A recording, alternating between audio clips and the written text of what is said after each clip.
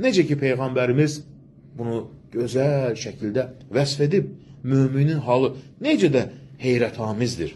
Onun hər işi xeyirdir. Əgər ona bir sevindirici bir şey yetişsə, şükr edər, bu onun üçün xeyirdir. Əgər ona bir sıxıntı üz versə, səbr edər, bu da onun üçün xeyirdir. Bu isə yalnız möminə məxsusdur. Mömin yəni Allaha iman gətirib, Allahın qəza və qədər iman gətirib və dünya həyatının gerçəkliyini bilir.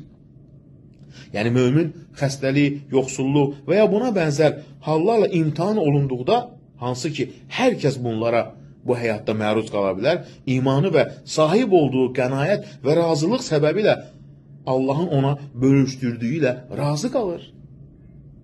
Onu görərsən ki, qəlbi rahatdır. Ona verilməyən bir şeydə isə qəlbi narahat deyil. Özündən aşağı olana baxar, özündən yuxarı olana baxmaz. Bəlkə də onun sevinci və qəlb rahatlığı bütün dünya istəklərini əldə etmiş, lakin qənaətə sahib olmayan birindən daha çox olar. Qənaət bəxş olmaq bu insanın qəlbinə rahatlıq verir. Ona görə də mömin bax, ən gözəl, yəni Allaha iman gətirən, Allahın gücünə, qüdrətinə inanan, yəqinliyə iman gətirən, əlbəttə ki, ən gözəl yaşayan insandır.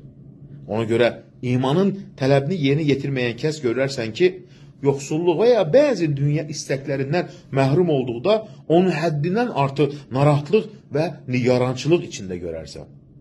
Baxın, nə deyir alimlər? Allah ibadətin nəticəsi dünya və axirət səadətidir. Xeyir, saadət, kamillik və islah iki şeydə cəmlənir.